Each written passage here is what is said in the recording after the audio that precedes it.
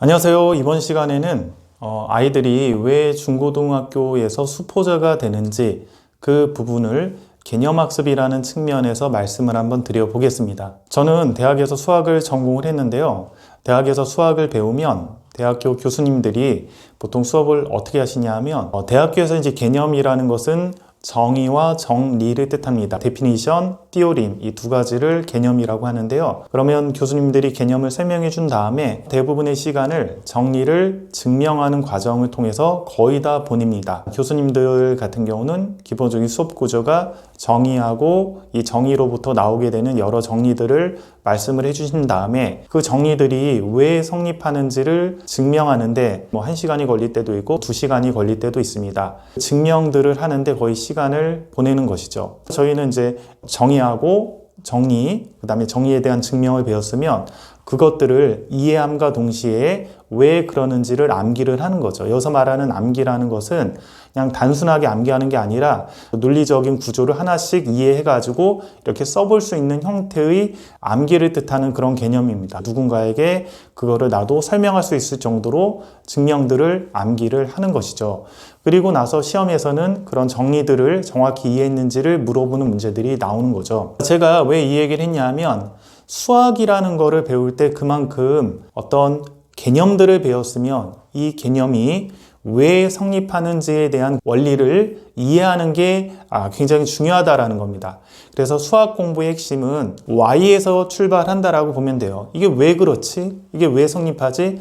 이게 수학 공부의 출발점입니다. 근데 아이들이 초등학교 때 대부분 잘못된 방식으로 개념 공부를 합니다. 잘못된 방식이란 건 뭐냐면 마치 사회 과목을 공부하듯이 그냥 받아들이는 형태의 공부를 하는 거죠. 정의라는 것은 받아들이는 게 맞습니다. 예를 들면 각이라는 것은 두 반직선이 이루는 도형을 뜻한다. 이렇게 정의가 돼 있으면 그거를 받아들이는 거죠. 개념에는 정의 말고 어떤 정리도 있고요. 개념에서 확장이 되는 새로운 어떤 내용들도 있죠. 그런 것들까지 아이들이 그냥 그런가 보다 하고 받아들인다는 게 문제입니다. 근데 그거에 대한 근저의 원인으로는 잘못된 교습 방식도 있어요. 대부분 초등부 선생님들이나 혹은 어머님들이 아이들을 지도할 때 본인들도 정확하게 잘 모르기 때문에 원리들을 설명하지 않고 그냥 이것은 이거다 이렇게 얘기를 합니다.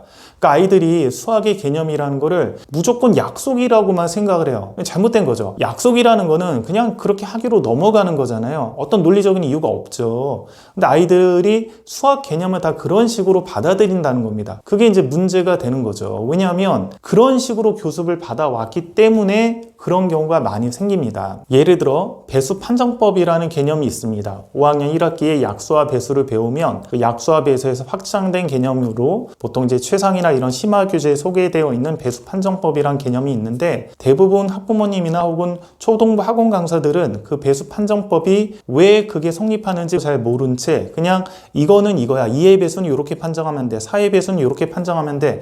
그런 식으로 개념을 전달만 하고 아이한테 문제를 거기에 적용해서 풀라고만 이렇게 시킵니다. 그럼 아이들은 그냥 그런가 보다 하고 받아들이고 마치 이걸 정의같이 받아들이는 거죠. 절대로 정의가 아닌데. 그러니까 약수와 배수라는 어떤 정의가 있으면 거기에서 확장이 되는 어떤 이론들이죠. 정리에 해당되겠죠. 그러면 아이들은 일일이 그것이 왜 그런지를 증명을 하거나 원리를 설명을 해서 그걸 이해를 해야 되는데 교습자들이 그런 식으로 가르쳐주지 않고 이걸 마치 정의같이 약속같이 얘기를 하기 때문에 초등학교에서 올라온 중학생들을 한번 가르쳐보면 항상 묻는 게 이거예요. 애들이 어디서 약속이란 말은 많이 들어서 선생님 이게 약속이에요? 이게 약속이에요? 이런 얘기를 굉장히 많이 합니다. 약속이라는 거는 수학에서 정의밖에 없어요. 그러니까 굉장히 적은 거죠. 정의가 되면 그 정의로부터 파생되는 모든 것들은 다 증명이 가능한 어떤 원리 또는 정리에 해당이 되는 거죠. 근데 그런 부분에 대해서 명확하게 설명 없이 무조건 암기하듯이 아이들이 초등학교 때부터 그렇게 공부를 하는 겁니다. 자, 예를 들어 그 분수의 나눗셈에서 분모 분자를 거꾸로 해서 곱한다. 그러면 아이들은 그게 왜 그런지 모르고 그냥 이것도 약속같이 혹은 정의같이 그냥 그렇게 하게 됩니다. 근데 초등학교 교과서나 교사형 지도서를 보면 그 부분을 논리적으로 설명하기 위해서 굉장히 많은 페이지를 할애해서 단위 비율 결정이라는 개념과 등분제 나눗셈의 개념을 이용해서 그 부분을 설명을 합니다. 그리고 그 전에 교사형 지도서를 초등학교 3학년 때 그런 걸 읽어보면 아이들한테 나눗셈을 지도할 때 나눗셈이라는 개념이 포함제 나눗셈도 있고 있고 등문제 나눗셈도 있는데 두 가지를 동시에 꼭 가르쳐 줘야 된다. 그래서 등문제 나눗셈이라는 개념을 알려줘야지만 나중에 분수의 나눗셈에서 거꾸로 곱하는 거를 논리적으로 설명을 할 때 필요하다. 이렇게 나와 있습니다. 물론 이제 포함제 나눗셈을 가지고 분수의 나눗셈을 그냥 하는 방법도 있죠. 곱하기로 고치지 않고. 그래서 포함제 나눗셈이라는 개념도 필요하지만 등문제 나눗셈이라는 개념도 이런 부분에서 필요하다라고 해서 굉장히 섬세하게 교사형 지도서에 다 실어져 있습니다. 그러면 그런 개념과 원리와 절차에 맞춰서 아이들이 그거를 배우고 그러면서 이래서 이렇구나라는 거를 납득해서 공부를 해야지, 아이들은 수학이라는 과목을 공부할 때 본인이 조금이라도 이해가 안 되면 왜 이렇지? 라는 것을 질문하면서 선생님 이건 왜 그래요? 그런 부분들에 대해서 탐구하려는 노력을 하게 된다는 거죠. 자, 이렇게 커온 아이들이 중학교 과정이나 고등학교 과정을 배우게 되면 똑같은 형태로 공부를 해서 수학을 못하게 됩니다. 중학교와 고등학교는 개념이 많아지기 때문에 이 개념 자체가 왜 성립하는지를 모르고 단순하게 암기를 하면 다 암기할 수도 없고 암기했다가도 금방 잊어먹게 됩니다. 그리고 암기해서 공부하는 거는 문제가 조금이라도 변형이 되거나 내가 암기한 방식과 다르게 문제가 나오면 본인이 유도해서 풀 수가 없기 때문에 무조건 틀리게 되어 있습니다. 예를 들어 이제 평행사변형의 정의가 있으면 거기서 나오는 성질들을 삼각형의 합동조건이라는 그 개념을 가지고 일일이 다 증명을 할 수 있어야지만 아이들이 문제를 정확하게 풀어나갈 수 있고 변형된 문제들도 잘 풀 수가 있습니다. 근데 대부분의 아이들은 그거를 마치 정의같이, 정의는 평행사변형의 정의, 두 쌍의 대변이 평행하다, 그것만 정의인데 나머지 그러한 어떤 성질들조차도 정의같이 그냥 받아들여서 암기해서 문제를 풀기 때문에 실력이 안 늘고 조금만 변형이 돼도 문제를 못 푸는 것이죠. 고등학교를 가도 똑같아요. 아이들이 공부를 하면 가령 켤레근이라는 개념이 있습니다. 한 근이 2 더하기 루트 2면 2차 방정식은 나머지 한 근은 반드시 2 마이너스 루트 2를 근으로 갖는다. 개수가 유리수일 때. 이런 개념이 있으면 아이들은 그냥 암기를 합니다. 근데 문제는 개념서에서도 왜 그렇게 될 수밖에 없는지 설명이 돼 있고, 보통 고등부 제대로 가르치는 선생님들도 그 개념이 왜 이렇게 될 수밖에 없는지를 다 설명을 해줍니다. 그럼 아이들은 그런가 보다 하고 배웠다가 그 내용들, 원리들은 까먹게 되고 그냥 공식만 암기해서 문제를 풀게 되는 거죠. 이런 식으로 공부를 하기 때문에 수학이 실력이 늘지 않고 상승이 안 되는 거죠. 이런 식으로 공부를 하게 되면 거의 4등급에서 정체가 됩니다. 혹은 일부는 3등급인데도 이렇게 공부하는 아이들도 꽤 많아요. 3등급 수준에서도요. 그러니까 개념을 배웠으면 그것이 성립하는 원리를 정확하게 이해하고 공부하는 습관이 안 되어 있는 것이죠. 근데 문제는 이런 아이들을 변화시키려고 중학교, 고등학교 때부터 노력을 해서 변화를 시키려고 해도 굉장히 잘 안 변합니다. 아이들이 편하게 공부하는 방법이 익숙해져서 그냥 공식 대충 암기해서 문제 풀고 그리고 또 틀리고 또 틀리면 대충 풀어가지고 문제 또 찍어서 맞거나 또 틀리거나 이런 것들이 반복이 돼요. 그래서 문제집을 계속 풀어도 정답률이 올라가지가 않습니다. 정확히 모르기 때문에.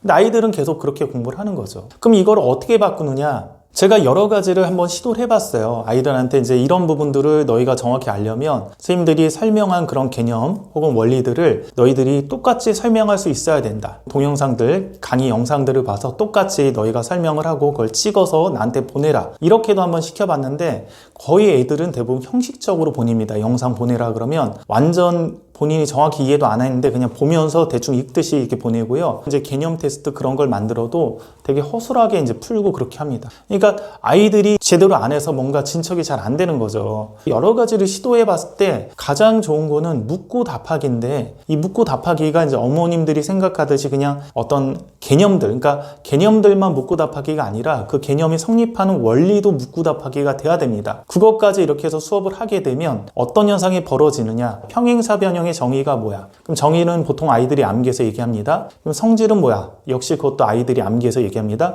그럼 이 성질이 왜 성립하지? 증명해봐. 그럼 그때부터 막히는 거죠, 아이들이. 뭐냐면 원리를 본인들의 머릿속에 집어넣고 공부하는 방법이 안 돼 있으니까요. 중등과정 같은 경우는 한 페이지 정도를 아이들이 정확하게 증명을 하고 원리를 나한테 설명할 수 있을 때까지 시키는데 거의 1시간 정도 걸립니다. 1시간 정도 와서 아니야 다시 너 이거 제대로 설명 못해서 다시 복습하고 또 와. 또 설명하다가 안 되면 아니야 다시 또 설명했으면 아 그래? 그럼 이때는 이게 어떻게 해야 돼? 그때 또 질문을 하죠. 이런 경우는 그럼 어떻게 해야 돼? 그러면 이제 아이들이 또 잘 대답 못합니다. 아니야 이 불합격. 개념서 정확히 봐봐. 그럼 이때는 어떻게 해야 되는지 다 나와 있어. 다시 한번 복습하고 이렇게 하다 보면 한 페이지 할 때 거의 1시간 걸리고 그럼 다음 다음 페이지 또 개념 그런 식으로 정리할 때 또 1시간 걸립니다. 그럼 이거를 스스로 아이들이 할 수도 있고 혹은 집에서 어머님들이 해줘도 할 수 있는데 학원에 와서 어떻게 보면 단순 복습 작업이잖아요. 개념을 배우고 나서 자기 머릿속에 정확히 집어넣는 그런 작업들을 스스로 숙제를 내줘도 안 하고 뭐 여러 가지 방법으로 해라 그래도 안 하니 제가 이렇게 일일이 하나씩 해주면 거의 1시간, 2시간 동안에 그 한두 페이지 개념 배운 것들을 원리까지 정확하게 얘가 설명할 수 있을 때까지 정리하는 데가 그렇게 시간이 걸리는 거죠. 그러면 약간 비효율적이잖아요. 학원에 와서 뭔가 다음 단계 해야 진도도 빨라지고 뭔가 발전이 있는데, 근데 이제 그렇게 공부를 하지 않고 아이들이 진도를 나가게 되면 뭐 센수학을 풀든 뭘 풀든 항상 계속 구멍이 납니다. 본인이 틀려도 왜 틀렸는지 몰라요. 계속 고치고 맞고로 반복하는데 다음 교재 가도 정답률은 똑같아요. 늘어나지 않아요. 실력이 계속 정확히 모르고 원리를 모르다 보니까 계속 문제를 찍거나 이상한 방법 풀고 흐리멍텅하게 풀기 때문에 실력이 안 느는 거죠. 근데 이런 식으로 일단 1시간이고 2시간이고 해서 본인이 어쨌든 개념하고 그게 성립하는 원리까지 정확하게 설명할 수 있을 정도까지 되고 나서 교재를 풀리면 정답률이 거의 한 8, 90%가 나옵니다. 개념 교재 정답률이요. 그래서 이렇게 공부하는 게 이제 가장 그래도 제가 여러 가지 방법으로 시켰을 때는 좋은 방법입니다. 왜냐하면 그렇게 이제 개념 공부부터 안 되는 아이들 같은 경우는 기본적으로 열심히 하지 않고 어떤 자기주도성도 없고 동기부여도 많이 부족합니다. 그렇기 때문에 뭔가 야 이런 방법으로 너는 문제점이 있으니까 이렇게 공부를 하면 좋아 라고 얘기해도 한 귀로 듣고 한 귀로 흘려버리죠. 수학을 못하는 아이들은 사실은 본인들이 뭔가 열심히 하지 않아서 못하는 거예요. 굉장히 수동화되게 길들여지고 바꿀 의욕이 없는 거죠. 자기 문제점들을. 그러면 이제 방법은 그런 거죠. 그냥 방치를 시켜서 제대로 하고 싶은 생각이 들 때 해라 라고 하든가, 아니면 제가 시키는 것 같이 일일이 관리를 해주는 방법이 있겠죠. 근데 그게 부모님하고 자녀가 관계가 어느 정도 괜찮으면 부모님이 조금 수학 실력은 부족하더라도 개념서를 보면서 이거 뭐야 개념? 아이가 대답하면 그러면 이거는 왜 성립하는지 한번 증명해 볼래? 왜냐면 개념서에 있으니까 어머니 보고 그거랑 똑같이 설명하는지 한번 보면 됩니다. 조금 의욕이 없고 열심히 하지 않는 아이한테는 어쨌든 개념을 확실하게 이해를 시켜주는 데는 가장 최적화된 방법이다 라고 생각을 합니다. 개념 공부를 할 때는 항상 핵심이 why, 왜 그런지, 왜 성립하는지 그 부분에 신경을 써서 자녀들을 지도를 해야 되고요. 그래야 아이들은 이게 왜 성립하는지 항상 알고 넘어가는 습관이 들어야 중등 과정을 가고 고등 과정을 가도 이게 왜 그런지를 따지면서 공부를 하기 때문에 수학을 잘할 수 있다라고 생각을 합니다. 그런 측면에서 저는 연산을 먼저 하고 개념을 나중에 하는 것을 반대합니다. 일단 개념을 정확하게 아이들이 먼저 이해해서 왜 그런지를 이해하고 그리고 나서 단순 계산인 연산을 배우는 것을 추천을 합니다. 예를 들어 초등학교 때 분수를 배우면 분수라는 개념이 여러 가지 개념이 있습니다. 그 중에 연산자의 의미라는 개념도 있거든요. 어떤 것의 4분의 3, 그러니까 어떤 것의 4분의 3이라는 그 연산의 역할을 한다는 거죠. 분수가 하나의 이제 곱셈, 나눗셈, 사칙 연산 같이 분수라는 것도 연산의 역할을 할 수 있다라는 겁니다. 그래서 어떤 거의 4분의 3이 뭐냐? 그러면 막대 그래프를 가지고 보이잖아요. 이걸 4등분해서 그 중에 4분의 3이라는 거는 3조각을 뜻한다. 12의 4분의 3이 뭐냐?